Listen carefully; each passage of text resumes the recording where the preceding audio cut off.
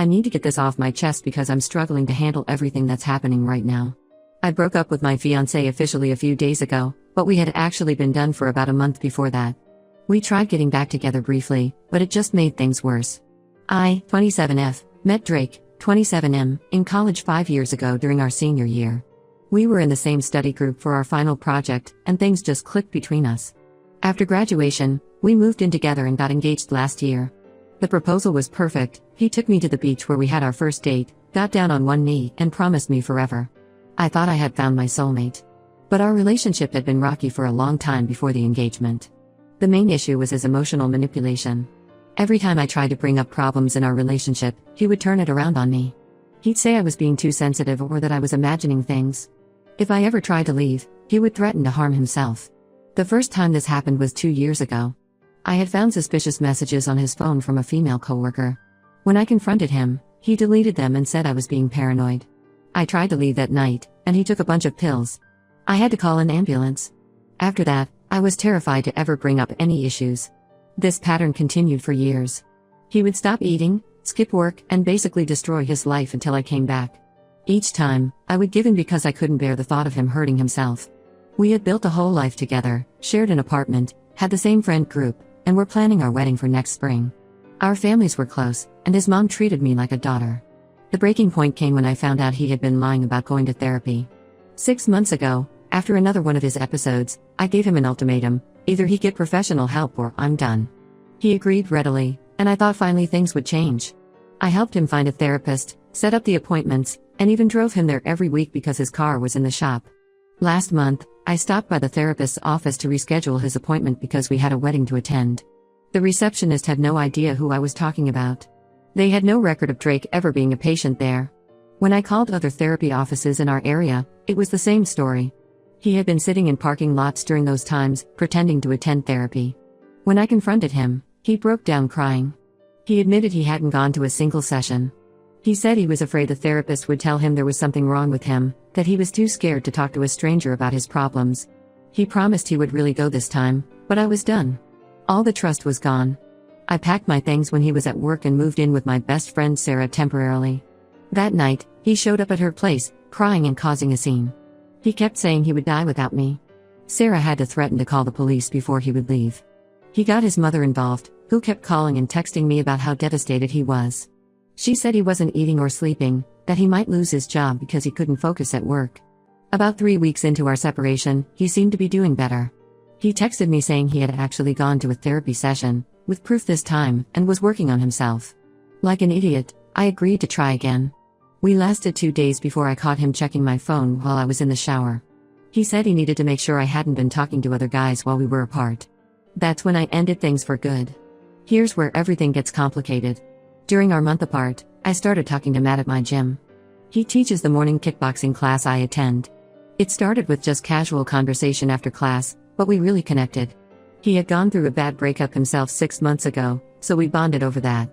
We began texting regularly, and I found myself looking forward to our conversations more and more. Matt knew about my situation with Drake and was very understanding. He didn't pressure me for anything more than friendship, but there was definitely attraction on both sides. We started getting coffee after gym sessions and could talk for hours. He made me feel heard and respected in a way I hadn't experienced in years. But Drake found out about Matt through our mutual friends. He completely lost it. He showed up at my workplace during lunch hour, screaming about how I was cheating on him. My coworkers had to escort him out. Then he started sending me hundreds of messages, alternating between threatening to hurt himself and accusing me of having an affair with Matt while we were still together. I showed Matt the messages, and he offered to back off if it would make things easier for me.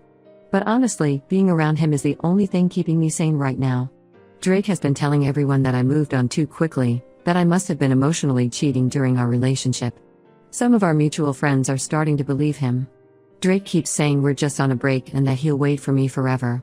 He's messaging my family members, telling them I'm having a mental breakdown and need intervention. My mom actually started believing him until I showed her some of his manipulative messages. He even contacted my younger sister on Instagram, telling her to convince me to come back home. I know it might seem fast to be talking to someone new, but I checked out of my relationship with Drake months ago. I only stayed because I was afraid of what he might do to himself. Matt understands this and says he'll wait until I'm ready, but I feel guilty for even considering starting something new while Drake is spiraling. I need advice.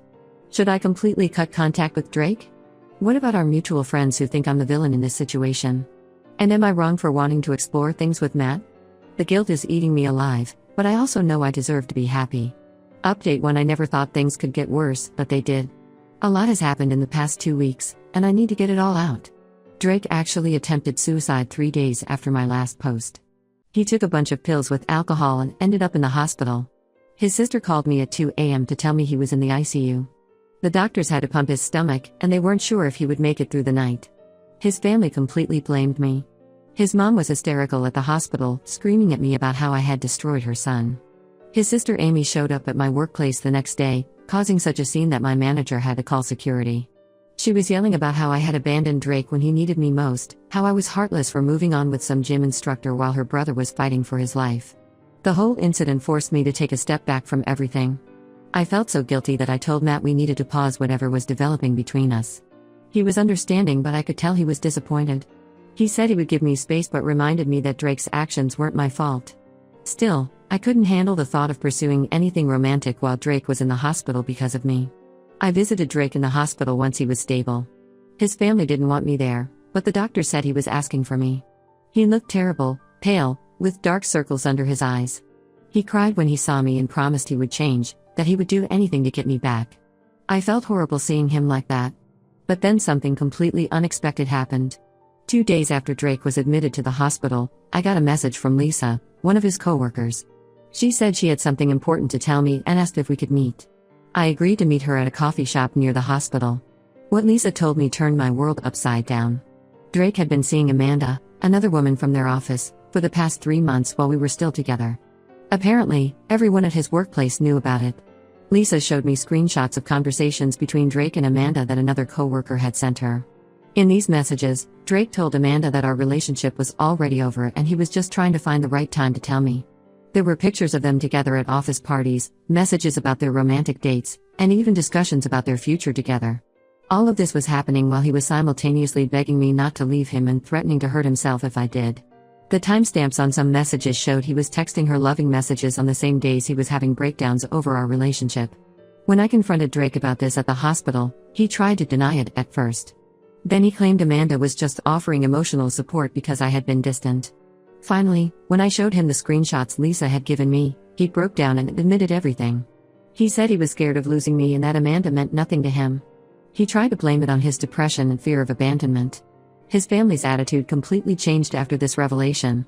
His sister Amy came to my workplace again, this time to apologize. She admitted that Drake had a history of manipulative behavior that the family had enabled. Even our mutual friends who had sided with him started reaching out to apologize. Many of them admitted they had suspected something was going on with Amanda but didn't want to get involved. I was devastated but also relieved in a way. All those times he accused me of cheating with Matt, he was projecting his own guilt. His suicide attempt felt less like genuine despair and more like another manipulation tactic. I realized that not only had he been emotionally blackmailing me with threats of self-harm, but he had also been gaslighting me about his own infidelity. I reached out to Matt and explained everything that had happened. He was incredibly supportive and said he had suspected Drake might be hiding something based on his extreme reactions to our friendship. He offered to help me find a support group for people who've dealt with manipulative relationships. We've started spending time together again, but we're taking things very slowly. Drake was released from the hospital after a week and is now staying with his parents. He keeps trying to contact me through new phone numbers and email addresses, claiming he can explain everything. I've blocked them all. His latest attempt was having Amanda reach out to apologize and tell me how sorry he is. Apparently, they're still seeing each other, which just proves how manipulative his suicide attempt was.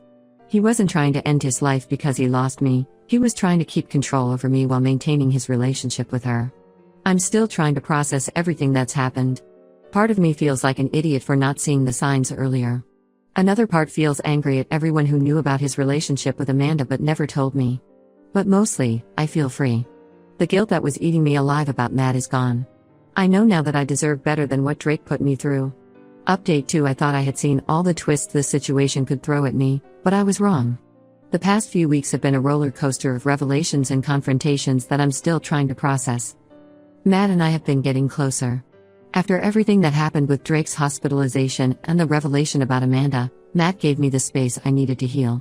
We kept things casual, just grabbing coffee after gym sessions and texting occasionally. Last week, we finally had a serious talk about our feelings and decided to make our relationship official.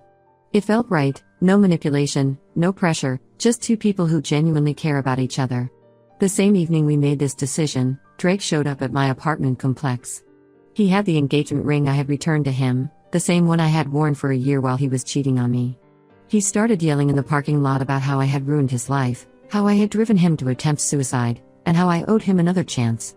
He said he had broken things off with Amanda and was ready to commit fully to me. My neighbors called the police because of the disturbance. While they were escorting Drake away, I noticed a familiar car in the parking lot. Amanda was there, sitting in her car, watching everything unfold. After Drake was gone, she came up to my apartment. I was hesitant to let her in, but she said she had information I needed to hear. What Amanda told me made me physically sick. Drake hadn't been seeing her for just 3 months, or even just during our engagement. They had been together for over a year, almost the entire time he was accusing me of cheating. She showed me years' worth of messages, photos from trips they had taken together during times he had told me he was on business trips, and even receipts from jewelry he had bought her. The worst part? She had no idea I existed until recently. Drake had told her he was single, then later claimed I was his unstable ex who couldn't let go. She only discovered the truth when she found our engagement photos while going through his phone. When she confronted him, he fed her the same lies he had told everyone else, that I was mentally unstable and manipulative. But here's where it gets even more twisted. While Amanda and I were comparing stories, she revealed that she had discovered other women in Drake's life. She showed me conversations with at least 2 other women where he was making the same promises about marriage and a future together. He had been leading multiple lives, carefully keeping everyone separate and using the same manipulation tactics on all of us. One of these women actually reached out to me on Facebook. She had been dating Drake for 8 months, thinking he was divorced. He had told her that his ex-wife, me, was harassing him and that's why he had to keep their relationship secret. She even showed me messages where he was planning a vacation with her for the same week he was supposed to be on a business trip, which was also the same week he had apparently planned a romantic getaway with Amanda. Drake's family is mortified. His sister called me crying, saying she had no idea her brother was capable of such elaborate deception. Even his mother, who had blamed me for everything, finally sees him for who he really is. They're pushing him to get real professional help this time.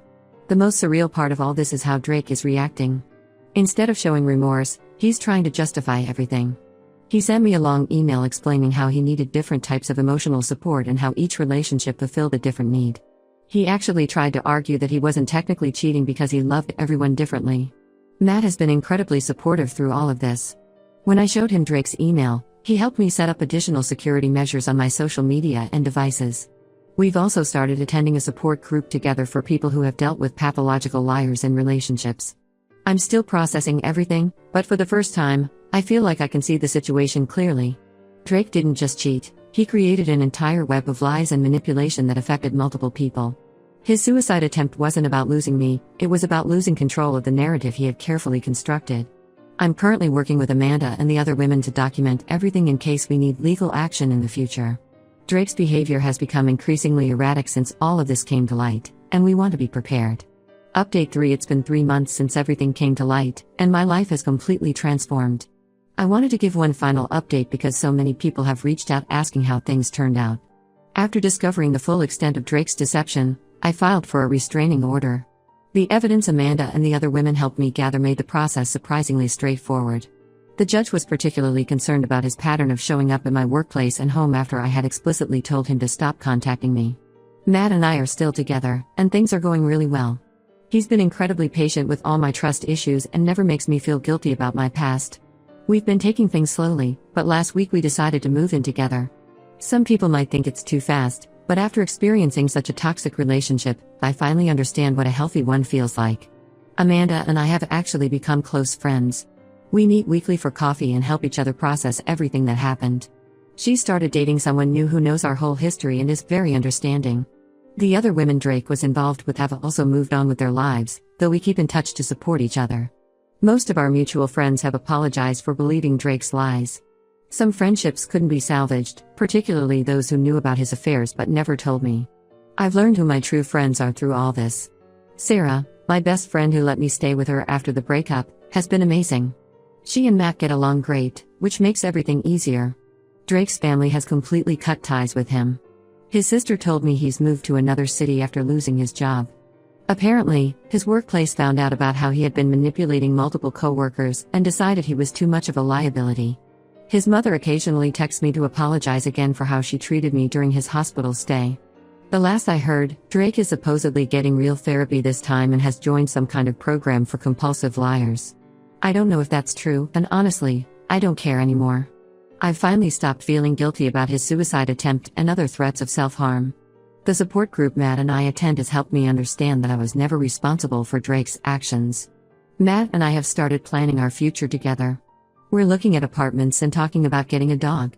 It feels surreal to be in a relationship where I don't have to constantly check my partner's phone or worry about being manipulated. Matt encourages me to maintain my friendships and hobbies, something Drake always tried to prevent. The restraining order is still in place, and Drake hasn't tried to contact me in over a month. Sometimes I still get anxiety when I see a car that looks like his or when I get a call from an unknown number, but these moments are becoming less frequent. The support group has taught me techniques to handle these triggers. I'm just grateful I got out when I did.